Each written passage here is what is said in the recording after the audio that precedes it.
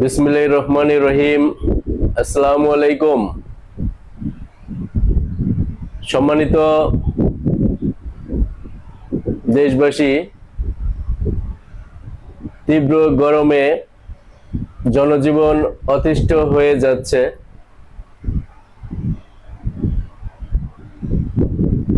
আমাদের দেশের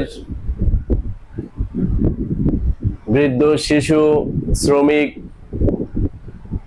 চাকরিজীবী, বিভিন্ন শ্রেণী পেশার মানুষ খুবই কষ্টকর জীবন অতিবাহিত করছে এই গরমে।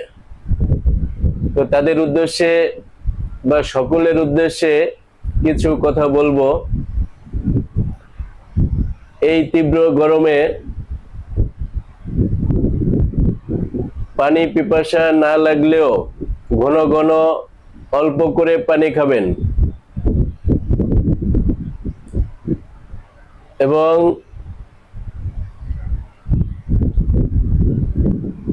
ঢিলে ঢালা সুতি জামা কাপড় পরবেন, তাতে গরম কম লাগবে। সকাল 11টা থেকে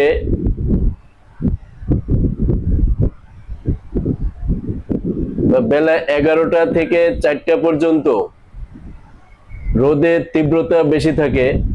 এজন্য জরুরি কাজ ছাড়া আপনারা কেউ ঘর থেকে বের হবেন না।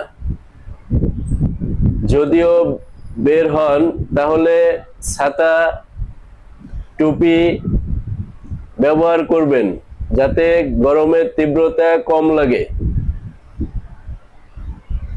কারণ এই গরমে হিট স্ট্রোকের সম্ভাবনা থেকে যায় বা অনেকেই হিট স্ট্রোকের মাধ্যমে মারা যায়।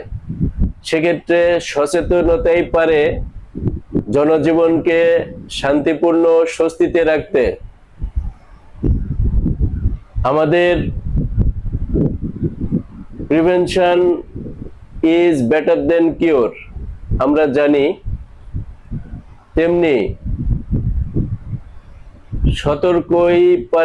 সতর্কতা অবলম্বনই পারে আপনাকে সুখী, সুন্দর, সুস্থ জীবন দান করতে।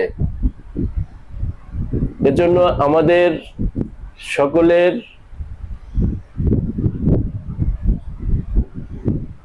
দৈনন্দিন জীবন সম্পর্কে এবং জীবন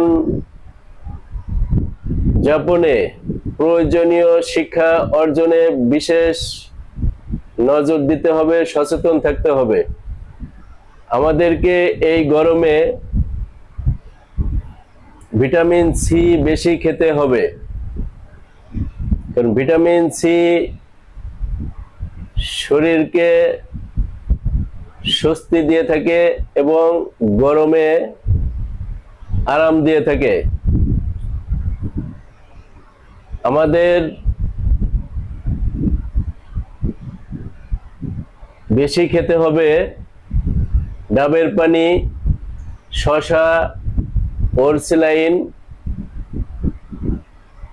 কমলা, এই জাতীয় খাবার, কারণ ডাবের পানিতে প্রচুর ইলেকট্রোলাইট আছে। ঘামের মাধ্যমে যে ইলেকট্রোলাইট বের হয়ে যাবে ডিহাইড্রেশন প্রতিরোধ করবে।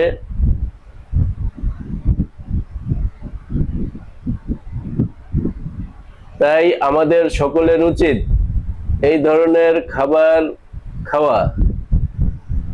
আর আমাদের যেসব খাবার পরিত্যাগ করা উচিত এই গরমে, বিশেষ করে ভাজা পোড়া খাবার, সফট ড্রিঙ্কস, চা, কফি, এই গরমে যতটা আপনি এড়িয়ে চলবেন ততটাই আপনার শরীর স্বস্তি বোধ করবে, সুস্থ থাকতে বিশেষ সহায়তা করবে। তা আসুন আমরা এই গরমে সচেতন হই, শরীরকে সুস্থ রাখতে সহায়তা করি। ধন্যবাদ সবাইকে।